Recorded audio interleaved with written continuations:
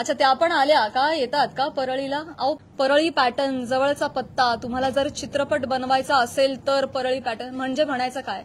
हे डेफिनेटली अतिशय निंदनीय वाक्य आहेत, अतिशय डिरोगेटरी आहेत. यामागचा सूचित अर्थ कळू नये इतका महाराष्ट्र आणि मी दुधखुळी नाहीये. तर ही माझी आई रात्रभर झोपली नाही, 1.5 महिना. मला वाटत नाही तिला शांत झोप लागली असेल. एक कमेंट नाही जी यांनी वाचली नाही. हा माझा भाऊ, यांनी सोशल मीडिया बंद करून टाकला.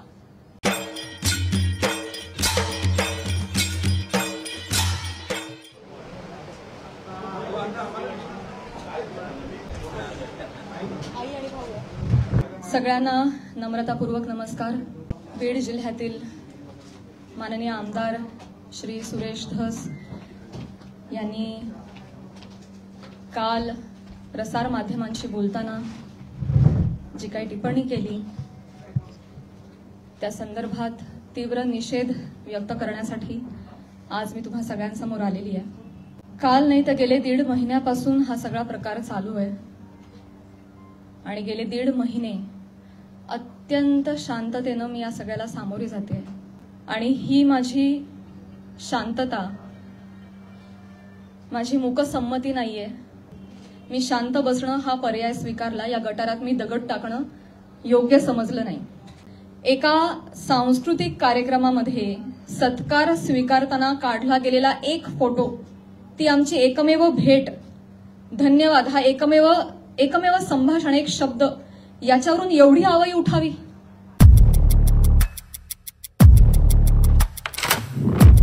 ज्या संचाबरोबर काम करते, माझं कुटुंब, माझा मित्रपरिवार, कोणीही माझ्यावर एका शब्दानेही कधी शंकेच्या दृष्टिकोनातून पाहिलं नाही, कधीही मला विचारलं देखील नाही.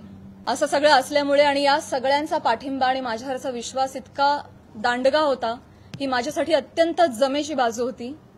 त्यामुळे मला माझ्या चारित्र्यावरचं एक्सप्लेनेशन द्यायला समोर यावं अशी गरजच वाटली नाही.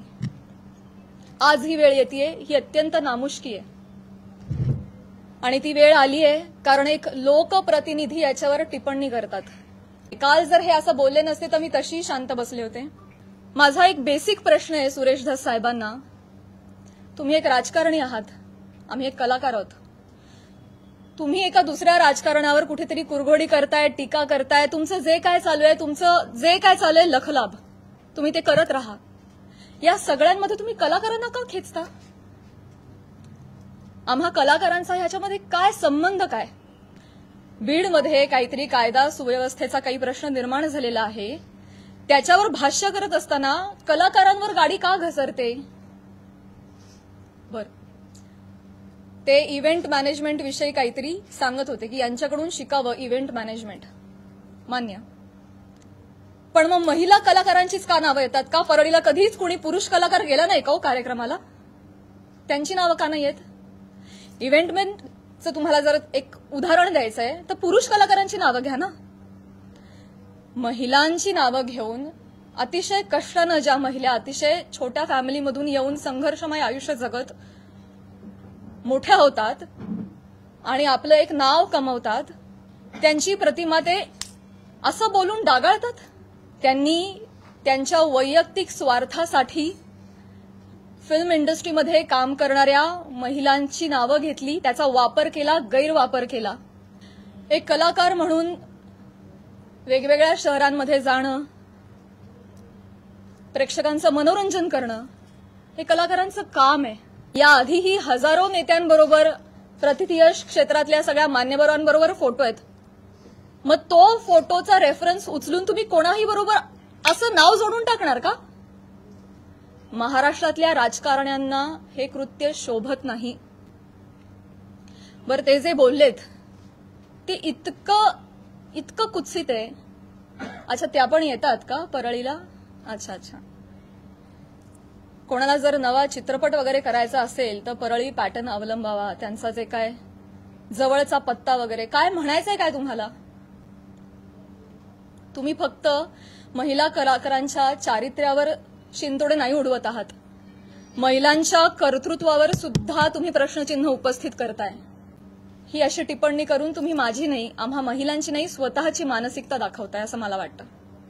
आणि ज्या कुत्सितपणे त्यांनी टिप्पणी केली आहे, या सगळ्या गोष्टीचा प्रसार माध्यमांसमोर हशा पिकवण्यासाठी त्यांनी उपयोग केलेला आहे. हे वागणं महाराष्ट्रातल्या राजकारण्यांना शोभत नाही. प्रसार माध्यमांसमोर कसं बोलावं, काय बोलावं याचं ज्यांना भान नाहीये त्यांना मी विनंती करते की त्यांनी तितक्याच विनम्रतेनं माझी जाहीर माफी मागावी. आणि फक्त माझीच नाही, माझ्याबरोबर अनेक महिलांचा त्यांनी चुकीचं नाव घेऊन उल्लेख केलेला आहे. आणि या गोष्टीचा एक उपयोग करून मी त्यांना हेही सांगू इच्छिते की अशा पद्धतीनं कुठल्याही राजकीय गोष्टीसाठी फिल्म इंडस्ट्रीमधल्या महिलांच्या नावाचा गैरउपयोग होता कामा नये. मी आज महिला आयोगाकडे दुपारी तक्रार नोंदवलेली आहे. मी त्यांनाही रिक्वेस्ट केलेली आहे की कायद्याच्या चौकटीत राहून तुम्ही याच्यावर योग्य ती कारवाई करावी. मी देखील कायदेशीर कारवाई करत राहीन. आज हा प्रसंग फक्त माझ्याशी निगडीत राहिलेला नाहीये, हा माझ्या कुटुंबावर त्याचा परिणाम होतोय आणि अत्यंत वाईट परिणाम होतोय. समाजामध्ये अशा पद्धतीनं प्रतिमा डागाळली जाणं एका मुलीची आणि स्पेशली फिल्म क्षेत्रामध्ये काम करणाऱ्या मुलीची, ह्याला तोंड देणं अजिबात सोपी गोष्ट नाहीये. तुम्ही सगळेजण हे समजू शकता. तर तुम्हा सगळ्यांना ही विनंती आणि माननीय मुख्यमंत्री साहेबांना ही विनंती की त्यांनी याबाबत काहीतरी ठोस कारवाई करावी. करुणाताईंना सुद्धा विनंती करू इच्छिते आणि हे सांगू इच्छिते की तुम्ही स्वतः एक महिला आहात. तुम्हाला महिलांना होणारा त्रास तुम्ही समजू शकता. मी सांगू इच्छिते की तुम्हाला जी माझ्या बद्दलची माहिती मिळाली आहे ती अत्यंत चुकीची आहे. तुमच्या माहितीचा जो स्रोत आहे तो चुकीचा आहे करुणाताई. आणि आय एम शुअर की इथून पुढे तुम्ही कुठल्याही गोष्टीची खातरजमा केल्याशिवाय, शहानिशा केल्याशिवाय तुम्ही असं वक्तव्य करणार नाही आणि महिलांच्या बाबतीत तुम्ही देखील संवेदनशील राहाल अशी मी खात्री बाळगते आणि ही मी तुम्हाला विनंती करते.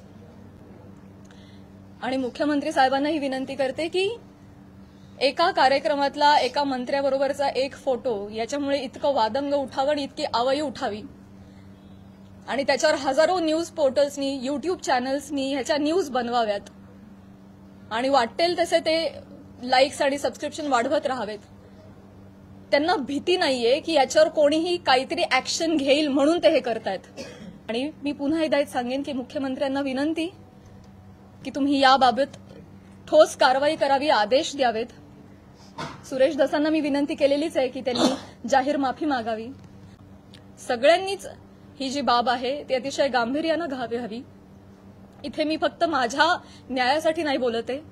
इथे मी आज सगळ्या सिने क्षेत्रात, कला क्षेत्रात काम करणाऱ्या सगळ्या महिलांच्या वतीनं बोलतीये. सुरेश दास म्हणताय प्राजक्ता माळींची मी जाहीर माफी मागणार नाही. मी त्यांना मागणी केलेली आहे.